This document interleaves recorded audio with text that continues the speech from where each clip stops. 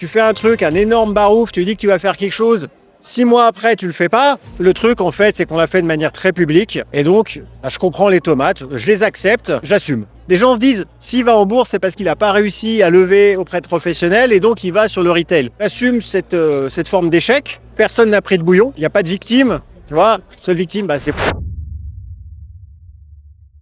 Novembre 2025, Éric Larchevêque, le célèbre investisseur de Qui veut être mon associé, monte sur scène devant 500 personnes avec Tony Parker. Il annonce « C'est le projet le plus important de ma vie ». 6 mois plus tard, le projet est mort. Aujourd'hui, tout le monde lui balance des tomates et j'ai vu qu'il organisait un événement et j'ai décidé d'y aller pour le confronter et lui poser des questions sans bullshit. Un peu de contexte. Éric Larchevêque, c'est le cofondateur de Ledger et qui est valorisé à plus d'1 milliard de dollars. Combien ?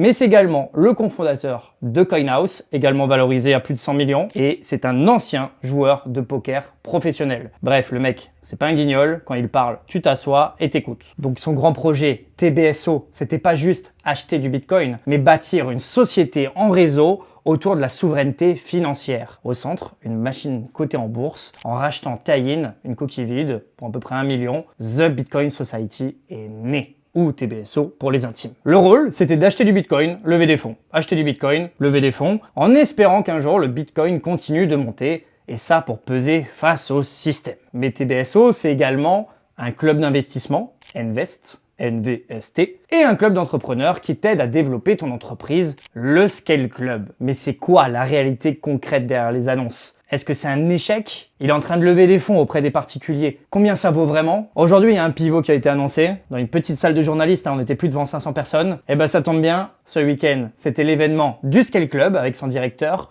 Aurélien, et Eric sera là. Et c'est le moment parfait d'aller les alpaguer et de leur poser les vraies questions. Eric, merci à toi pour répondre à ces questions.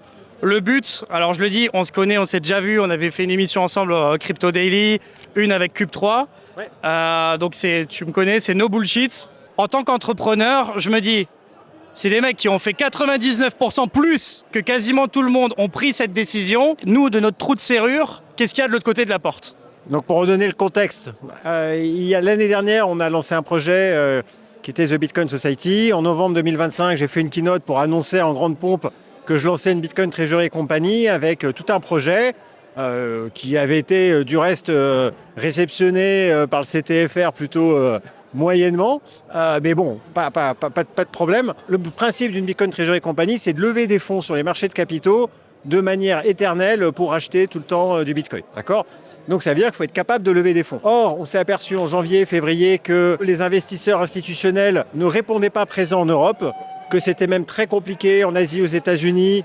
Mais en tout cas, en Europe, on avait vraiment du mal. Voilà, il n'y avait pas de réponse. Et surtout qu'on risquait de se lancer, d'embarquer des investisseurs sur une opération sur laquelle on n'était peut-être pas forcément à l'aise. Tu vois, est-ce qu'on va réussir, pas réussir ? Et donc, en même temps, on a développé les activités opérationnelles comme Scale, avec beaucoup de valeur, avec vraiment pas mal de choses intéressantes. Et donc, il a fallu prendre une décision. C'était soit on attend, on met tout dans le congélateur et on en reparle dans 12 mois, dans 18 mois, parce que tout est cyclique. Et là, il ne s'agit pas de changer d'avis, de se dire j'y crois plus, pas du tout.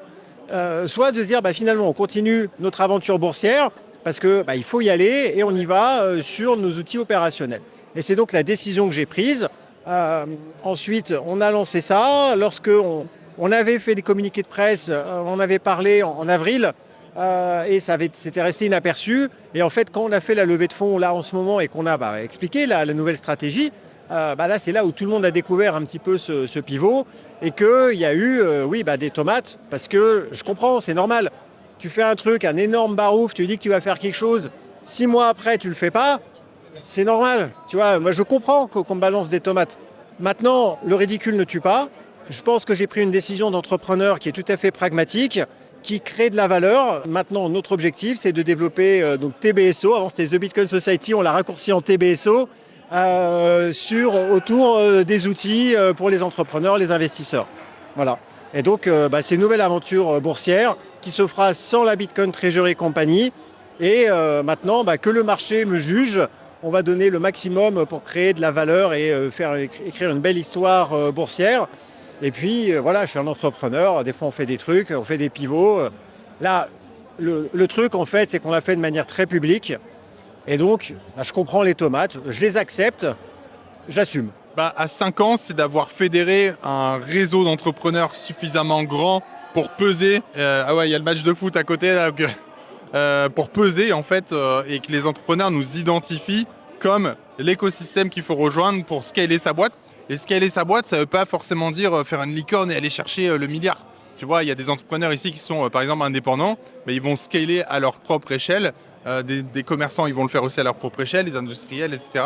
Mais donc moi, je veux vraiment faire de scale la référence de l'accompagnement, de l'expertise et du réseau des entrepreneurs. Alors pour l'instant, on est jeune, tu vois, on s'est lancé il y a moins de 6 mois, mais on a déjà plusieurs centaines de membres. À fin décembre, on avait déjà plus de 720 membres. Donc c'est un truc qui est en train de grossir. Et là, le premier événement nous montre bien qu'il y a une place en fait sur le marché à prendre, parce que j'ai plein d'entrepreneurs qui me disent oui, avant j'allais dans tel club, j'allais là, mais en fait ce que j'ai vécu aujourd'hui, ça avait rien à voir, c'était qualitatif, il n'y avait pas de bullshit, j'ai eu de la valeur, j'ai été inspiré, et du coup c'est scale et je compte rester à scale, tu vois. Donc à suivre, il n'y a rien qui est gagné et il y a encore beaucoup de challenges, mais en tout cas l'ambition elle est grosse et elle est portée par TBSO, qui est une boîte cotée, et donc on se donne les moyens de nos ambitions. Ils n'achèteront plus de Bitcoin. En tout cas, pas aujourd'hui, pas dans l'état. Et surtout, qu'est-ce qu'il reste? Une société, un club d'investisseurs, un club de formation, un nouvel agent IA qui va aider les entrepreneurs. Et on va voir ce que l'on voit partout sur les réseaux. Le projet est mort. Est-ce que c'est vraiment vrai ou est-ce que c'est un rebranding et on fait complètement quelque chose de nouveau? 6 mois plus tard, si on en croit les réseaux, si on en croit les médias, le projet serait mort. J'assume cette forme d'échec. Maintenant, je veux dire, personne n'a pris de bouillon. Tu vois, quand on a fait la keynote, on a suspendu le cours pour que personne ne puisse acheter, qu'il n'y ait pas de spéculation, etc. On a essayé d'être le plus responsable possible. Je veux dire, il n'y a pas de victime. Tu vois, seule victime, c'est moi, à la limite, où on peut dire l'archevêque ridicule et tout. Mais franchement, ça fait longtemps que je l'ai appris, le ridicule ne tue pas. C'est pas très grave. On continue, on avance, on crée de la valeur. Je m'en remettrai. Les autres tout le monde s'en remettra. Tu vois, mais ça veut pas dire ça veut surtout pas dire en tout cas que j'ai changé d'avis sur le Bitcoin. Ça veut juste dire que j'avais envie d'écrire cette histoire entrepreneuriale. Et j'ai peut-être bouffé le chamallow, effectivement, mais plutôt dans l'esprit de construire maintenant, plutôt que de devoir attendre demain pour continuer à écrire cette aventure initiale. Moi, ça m'appelle une autre question, je vais être un peu vulgaire, je suis désolé. Est-ce que c'est bandant pour un entrepreneur qui a créé Ledger, du hardware, de créer une société, et peut-être pour ça le pivot, je sais pas, de me dire ok, mon seul job aujourd'hui, peut-être que je me rends pas compte ce que c'est vraiment une Bitcoin Treasury Company, c'est d'acheter du Bitcoin et faire du marketing pour lever des fonds. Acheter du Bitcoin, faire du marketing pour lever des fonds. Il n'y a pas vraiment un produit, c'est pas Ledger. C'est vrai, tout à fait. Donc c'est tout un environnement autour de lever des fonds, relations publiques. Mais pourquoi est-ce que je voulais le faire et pourquoi ça me plaisait et pourquoi j'acceptais de le faire? C'est parce que je me suis dit, mais en fait, je vais passer mes journées à parler que du Bitcoin. Et ça, c'est quelque chose que je me voyais complètement faire, tu vois. Donc oui, tu as raison, c'était pas un business opérationnel dans le sens où tu crées, tu construis. Là, aujourd'hui, dans cette nouvelle version de TBSO, avec Scale, etc., tous les systèmes opérationnels, on construit, on développe, et ça, c'est génial. Mais sur l'histoire de The Bitcoin Society, si on avait été au bout, ça m'aurait plu aussi de parler tout le temps de Bitcoin, parce que c'est quand même une passion que j'ai depuis plus de 10 ans, et sur lequel je me considère légitime pour pouvoir parler. Donc je pense que ça aurait pu fonctionner aussi. J'ai encore une question, enfin même deux, mais après on aura fini, je te laisse. J'arrête les tacles à la gorge. Scale Club, au début, ça m'a fait penser énormément à un webinaire où je t'avais vu, qui était un truc d'infopreneur sur le scale. Je donnerai pas le nom, donc ça m'a fait penser énormément à ça. Et là, Invest, ça me fait penser à un autre truc de levée de fonds dont je ne citerai pas le nom non plus. Qu'est-ce qui va vous différencier, vous, concrètement? Et on terminera même par ça. Et c'est quoi ta vision à 5 ans et dans 10 ans de dire, OK, qu'est-ce que ça a apporté aujourd'hui de différent de ce qui se fait déjà? Parce que la formation, l'accompagnement d'entrepreneurs, c'est un marché qui n'est pas saturé, mais il y a beaucoup de monde. Alors Scale, ça a été construit initialement comme Scale Club, qui, de loin, pourrait ressembler à de la formation infopreneur. Et du reste, on l'a aussi assumé comme ça au début, avec les webinaires, etc. Invest, un peu le même principe sur l'éducation financière. Donc Invest, c'est une société à part qu'on va racheter au sein de TBSO, mais peu importe. On passe en fait de la notion de club, qui vaut ce qu'il vaut, mais qui n'est pas tellement scalable, à la forme de plateforme. Et donc, ce qui va différencier, c'est la partie logicielle, la partie plateforme, toutes les technologies IA qu'on est en train de développer, l'entraînement qu'on fait sur le corpus de savoir Scale, qui est vraiment unique et qui fait une différenciation par rapport en fait, à la concurrence. Sur Invest, c'est la FinTech. Ça va être de construire une plateforme qui va permettre d'investir facilement dans des actifs alternatifs, avec la nécessité de prendre des agréments réglementaires, etc. Donc on va vraiment construire des barrières à l'entrée très fortes. Et moi, je suis un entrepreneur, j'ai envie de créer, je crée des produits. Je pense que clairement, on n'est pas là pour juste faire des formations. Ce n'est pas du tout ce que fait Scale ou ce que va faire Invest dans le futur. Je comprends qu'on puisse le voir comme ça et je comprends qu'on puisse envie de jeter des tomates parce que c'est très mal vu. Mais on est vraiment en train de construire de la technologie. Moi, là-bas, je suis ingénieur en microélectronique. J'ai toujours été très tech, fait beaucoup de programmation, etc. Et donc, là, je repars dans le build, dans la construction, et autant sur Scale que sur Invest. On va vraiment créer des plateformes. C'est le but, c'est les objectifs. Et c'est ce qui fera à la fin la différence. Ça va être d'écrire une aventure boursière basée sur de la tech, de l'IA et de la FinTech. Et ensuite, à nous de démontrer que les technologies qu'on développe vont fonctionner. Et ça, ce sera le marché qui jugera, parce que là, on est en bourse, on est coté, et les résultats tombent très vite, quoi. La valorisation, elle est de 43 millions, 40 millions? Non, la valorisation pré-monnaie sur l'opération qu'on est en train de faire actuellement de 8 millions, elle est à 2,70 € le titre, ce qui fait une valorisation pré-monnaie d'environ 24 millions. Ouais. Ok, 24 millions. Si on enlève ton nom, qu'est-ce qui reste dans cette valorisation aujourd'hui? Et celui de Tony Parker? Alors, cette valorisation, elle est faite sur la base, en fait, de quatre... Enfin, il y a plusieurs manières de valoriser une entreprise. Il y a le DCF, il y a le TRI, bref. Donc, on a fait des calculs. Et ce qu'il y a comme actif au sein de l'entreprise, c'est pas juste les fondateurs, même si ça apporte une certaine valeur. C'est aussi le chiffre d'affaires qui est déjà présent. Plus de 5 millions en objectif cette année, donc c'est pas rien, c'est là. Et aussi des actifs. Des actifs avec Scale, des actifs avec Invest une fois que ça va être acheté. Et ces actifs, ils ont une véritable valeur et une capacité de développement. On a aussi des technologies qui ont déjà été développées, qui sont là et qui viennent représenter une valeur.